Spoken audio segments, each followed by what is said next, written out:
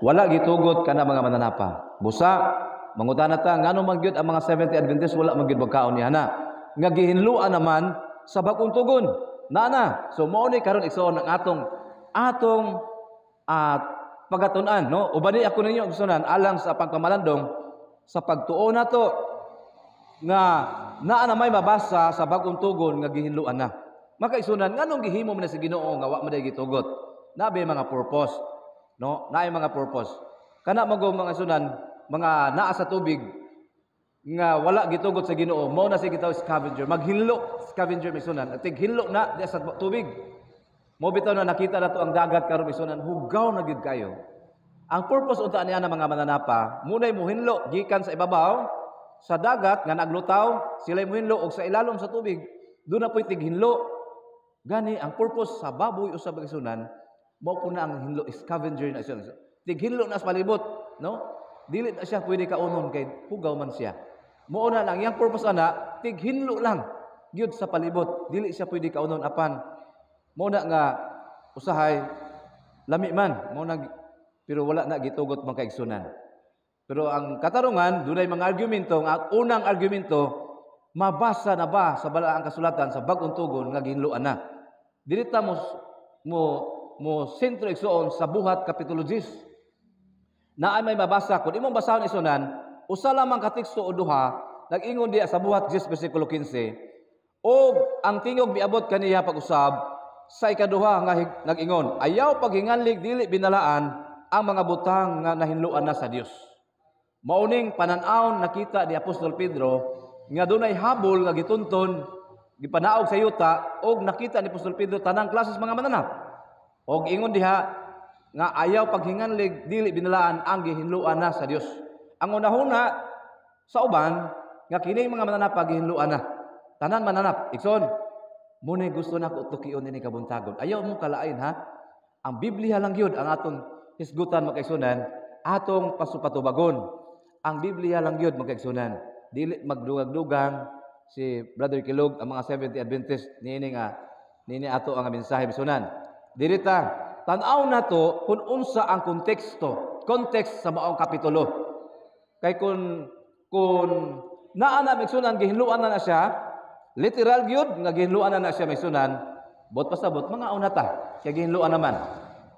Pero migsunan giingon ako atong niagi nga ang Dios walay pagkausab. Once nga iyan ang gi-mention nga hugaw, wala na gyud na mausab. Aton tan-awon ngano malagi sa bag-ong tugon, nagsulti man nga hinlo na. Aton tan-awon unsa ang context ni ana? Naa ba nay meaning, naa ba nay kahulugan? Tan-awon nato kay kini sa gitawag panan-awon ni Apostol Pedro. Ang Buhat kapitulo 10 igsunan, magsugod kita sa uno aron masabtan nato igsuon unsa ang gipasabot o context sa mao nga kapitulo. Aron masabtan nato ni adini. Ingon dia ang title igsunan dinhi sa ato ang asuhito ingon diha sa ato ang kapitulo. Si Pedro og si Cornelio. Wala gyud magisgot og pagkaon ha. Medyo taas-taas ni pero ako laning ipasabot ni sunan. Aron masabtan nato. Kapitulo 10 sa Buhat magkaisunan. Aton tanawon, magsugod kita sa uno. Og dito sa Cesarea may usa ka lalaki nga ginganlan si Cornelio. Kini si Cornelio bisunan nga kapitan sa kasundaluhan nga ginatawag sa mga panon sa mga Italiahanon. Bersikulo 2. Siya may usa ka tawo masimbahon o uban sa iyang tibuok panimalay. Siya madlukon sa Dios, naghatag og daghang limos ngadto sa mga tawo ug ang nagampo kanunay sa Dios. Si Cornelio igsunan, kapitan sa kasunduluhan, no? Usa siya ka kapitan mainampuon pero dili sa Hudiyo. Gitawag siya Kintil. No? Taga Cesarea. Unya may nampuon siya. Bersikulo 3, ug may ikatulog atak na sa hapon, iyang nakita sa tin-aw gayud diha sa panan-awon ang usa ka manulunda sa Dios nga nagmisulod og miingon kaniya, Cornelio. Si Cornelio ha nagdamgo siya. Doon na siya panan-awon. Alas 3 kay katulog tak na sa hapon man. Bersikulo 4, og miingon kaniya, Cornelio. Bersikulo 4, og bitutok og siya mitutok kaniya uban sa kalisang og miingon unsa man unta senyor. Nangutana si Cornelio kay dunay madulunda bitawag niya sa iyang pananaw na sa iyang damgo ison damgo siya vision man sa English og siya mitubag kaniya ang imong mga pag-ampo o mga paglimos misulbong sa itaas aron mahimong handumanan diya sa tubangan sa Dios. So, doon na gigsulti na nga ang manulunda gipasidan gisultihan siya nga ang pag-ampo ni Cornelio bisa dili sa Hudiyo misulbong sa langit. Makaigsunan kini siya ang manulunda nakigstorya pinaagis pananaon. O karon magsugo kag mga tao ngadto sa Hupi og ipadala nganis ang usa ka Simon nga ginganlag Pedro. Mao ni magsunan. Ang manulunda nagsugo kang Cornelio ipaadto sa Hupi aron ipadala ngadto kanila. O karon ingon diha siya anaa mag-abot sa kay Simon nga magpapanit kansang balay anaa sa ubay sa dagat. So, versikulo 6 na. Versikulo 7 maigsunan. Sa to pa si Pedro tuwa nagpuyo sa kang Simon magpapanit. Si Simon Pedro nga ang balay daplin sa dagat. Gipakitaan gis pananaon. Versikulo 7. O sa nakapahawa na ang mga manulunda nga nagigsulti kaniya si Cornelio mitawag sa duha sa iyang mga binatunan o sa iyang masimbahong sundalo nga usa ka tig-alagad kaniya. Duha ka binatunan o tig-simbahong sundalo sa to pa tulo ka tawo iyang gisugo. Duha ka binatunan ato di man nagsunan og masimbahon nga sundalo. Gisugo na ni Cornelio pagpaadto sa bersikulo 8 ingon diha og siya na silang gisuginlan silang tanan sila iyang gipagikan ngadto sa Hupi. Ang tulo ka tawo duha ka binatunan og usa ka sundalo. Gisugo ni Cornelio nga kapitan dito sa kapitan sa Cesarea. Versikulo 9, tanaw mo igsunan, muni context. Wala gyud magisgot og pagkaon. Versikulo 9 ingon diha, sa sunod nga adlaw na naglakaw pa sila sa nagkahikaduol na sila sa lungsod, si Pedro misaka sa atop sa balay nga may kaudtuhon aron sa pag-ampo. Si Pedro may sunan basta udto na. Muna iyang batasan mag-ampo gyud. Og siya mibatig dakong kagutom nga nangandig makaon. Kay alas 12 na god. Apan samtang nagaghikay pa sila niini siya gipanawan. Usa nang panawan ison? Sa English ison si Pedro have a vision, no? Gibutangan diya nga naay nakabaton og pananaon, vision, gipanawan. Pananaon sa diyan nagampo siya. Kamulo siya kampo gigutom siya kay udto na biya. Dunay kalit kay misulod sa iya pananaon. Pananaon ison ha. Bersikulo 10 na klaro kay. Bersikulo 11. Og iyang nakita ang langit nga nablihan. Muna ang pananaon ison ha. Laruan tani, pananaon ha. Nakita ang langit nga nablihan og ang usa ka butang nga nagakanaog nga ingon sa usa ka dakong habol nga pinaagi sa upat niini ka mga kanto nga hiniktan. Nakita niya dunay dakong habol nga upat ka mga kanto gikan sa langit. Inablihan, naabli ang langit ug dunay upat ka mga kanto nga daw habol nga gitunton gikan sa langit nga hiniktan. Kini gitunton paingon sa yuta. Mo ni nakita siya pananaon nga kisunan. Sa sulod niini, diha ang tanang matang sa mga mananap nga tag-upat og tiil og mga nanagsaguyod sa yuta og sa mga langgam sa kahanginan. Naa di bisunan ha. Walay labot ang mga isdaan mga nanas tubig, mga mananap lang nga upat ang tiil og langgam og nagsaguyod sa yuta. Muna ha, aton klarohon. Pananaon gitunton diha sa habol sa iyang nakita nga pananaon. Sa to pa dili literal. Makaigsunan. Kay wala man gyud ni magisgot og pagkaon. Versikulo 13, naa ang context mahibaw nato na. Og miabot kaniya ang usa ka tingog nga nag-ingon, tumindog ka Pedro, pag-ihaw kumaon ka. Mao na ni igsunan ang bersikulo nga gihuptan nga nahimong argumento gyud sa tibuok kalibutan. Nga kini nag-ingon diha, ipakaon man diay.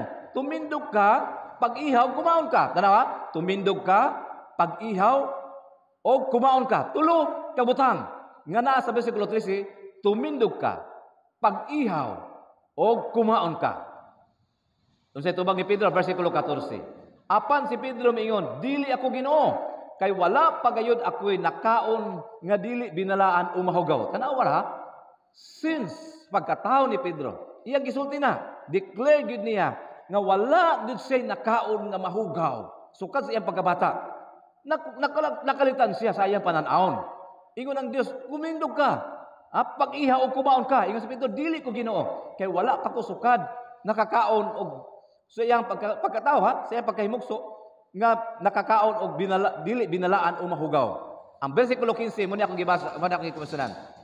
Og ang tingog miabot kaniya sa pag-usab sa ikaduha nga nag-ingon, ayaw paghinganli. Ikaduha nga higayon ha. Ang tingog miabot pag-usab sa ikaduha nga higayon. Ikaduha nga higayon ha. Diba na? Ayaw paghinganli dili binalaan ang mga butang nga nahinluan na sa Dios. Og kini nahitabo sa ikatulo og sa kalit kadto gibira ngadto sa langit. Pila ka tingog? Miabot sa katulo. Igsunan. Tanaw. Bersikulo 17. Og samtang si Pedro nalibog pa sa iyang unahuna, kung unsa kaha ang kahulugan, bot pasabot, unsay meaning atong iyang damgo pananawon, vision miksunan. Dili to literal. Vision gid miksunan. Naglibog siya unsay kahulugan ito. Tanawa na ta bisan na padayon ta.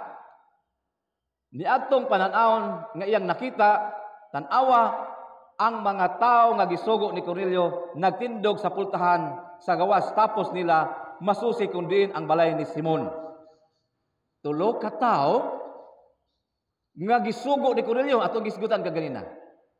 Tulo usab kasugo mingon diha, Pedro, pag-ihaw o kumaon ka. Tumindog, pag-ihaw kumaon ka. Naay tulo ka tingog, tulo kay gayon tungod kay tulo ka tao ang nangita. Ang Biblia ang nag-interpret igsoon niini. Ingon si Pedro sabta na malandong siya. Nasabta na niya unsa ang kahulugan. Ay, doon ay tulo ka tao. Brother Tata, basi di ikaw gabot-buot niya. No. Now, versikulo 18. Og sila na nanawag sa pagpangutana kung nag-abot ba dito si Simon nga ginganlag Pedro? Og samtang si Pedro na malandong mahitungod sa pananawon, ang Espiritu miingon kaniya, tanawa, ana ay tulo ka tao nga nangita kanimo. Tulo ka higayon, nasabtan na niya. Ang balang Espiritu, yun nagsulti, Pedro, ana ay tulo ka tao. Sadya na malandong siya unsay kahulugan, na ay tulo ka tao nga nangita nimo. Tulo ka tingog usaw. Tulo ka tingog may sunan. Tindog o kumanaog ka, tindog o kumanaog ka, o umuban ka kanila sa walay pag-ukon-ukon, kay ako mao ang nagapaanhi kanila. Tamisonan. Tindog, kumanaog ka, kaya siya sa taas, o umuban ka kanila. Ang versikulo 17, igsunan, versikulo 16, ingon diha, unsa gani? Versikulo 15, tindog, 13, pag-ihaw o kumaon ka. Iyang ginahuna, kini nga sugo igsunan sa pagsugo niya, tindog, tumindog ka Pedro, pag-ihaw o kumaon ka. Dito bag igsuon sa balang espiritu sa bersikulo 20. Ingon diya, tindog, kumanaog ka o umuban ka. Og si Pedro igsuon na naog ngadto sa mga tao bingon kanila, ako mao ang inyong gipangita.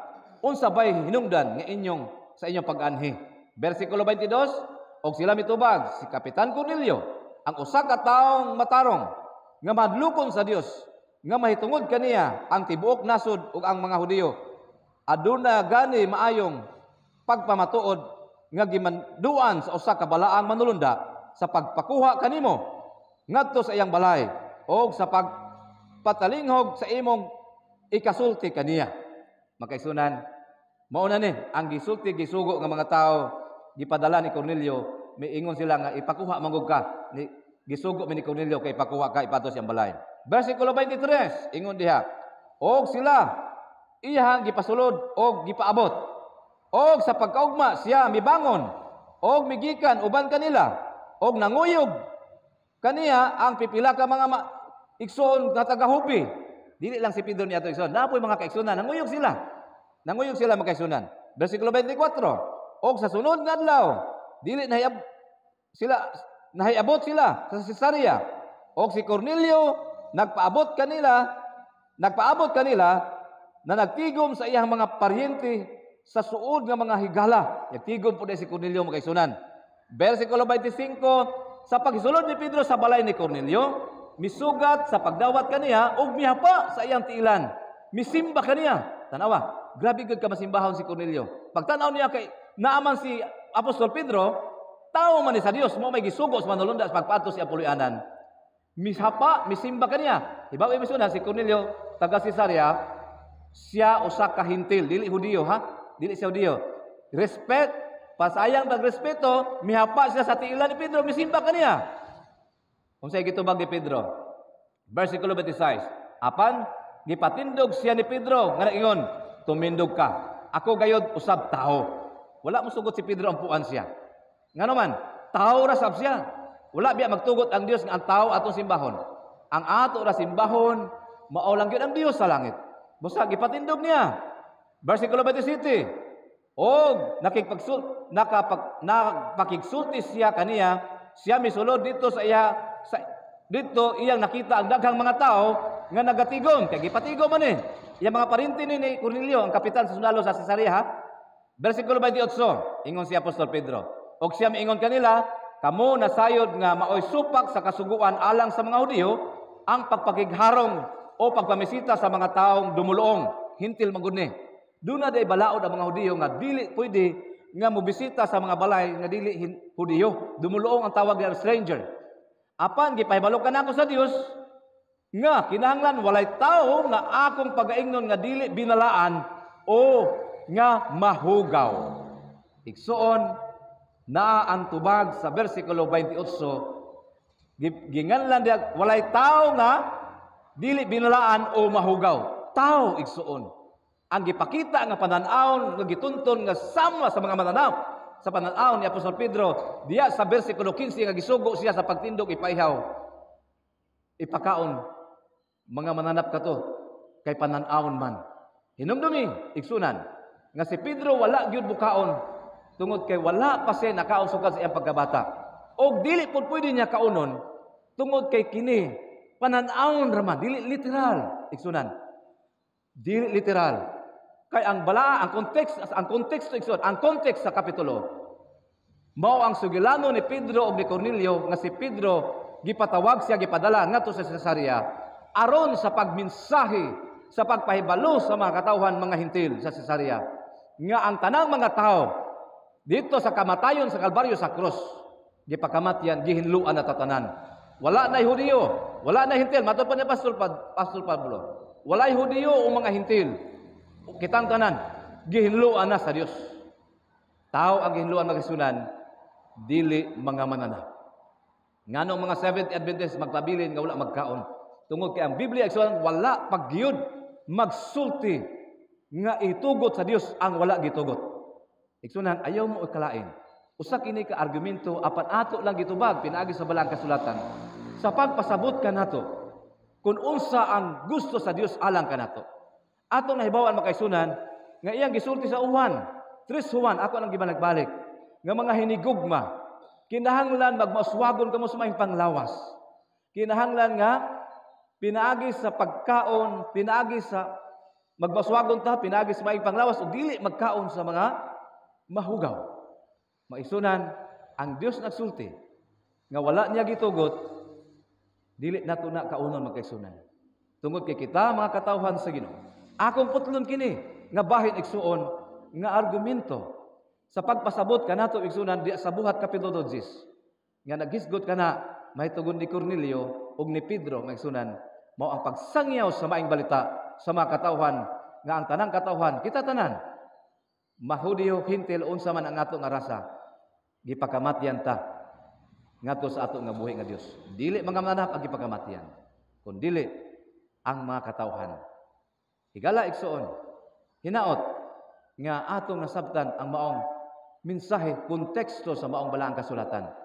Nagapahinumdum kanato igsunan nga ang tanang katawhan gipakamatyan. Kung kita mo tuo niya, mo nang gingon sa Juan 3:16. Gihigugma sa Dios ang kalibutan kay pinaagi niya na gihatag iyang bugtong anak nga mao si Ginoong Hesus. Nga ang tanan nga motuo kaniya dili mawala kundili makabaton sa kinabuhing walay katapusan. Tanan igsuonan, dili mga Hudiyo, dili lang mga unsa pa diha nga klase sa mga tao, kundi ang tanan nga dunay pagtuo. Ubos sa kondisyon na kung kita mo tuo kaniya, makabaton sa kinabuhing walay katapusan. Atong putlon mga kaigsunan,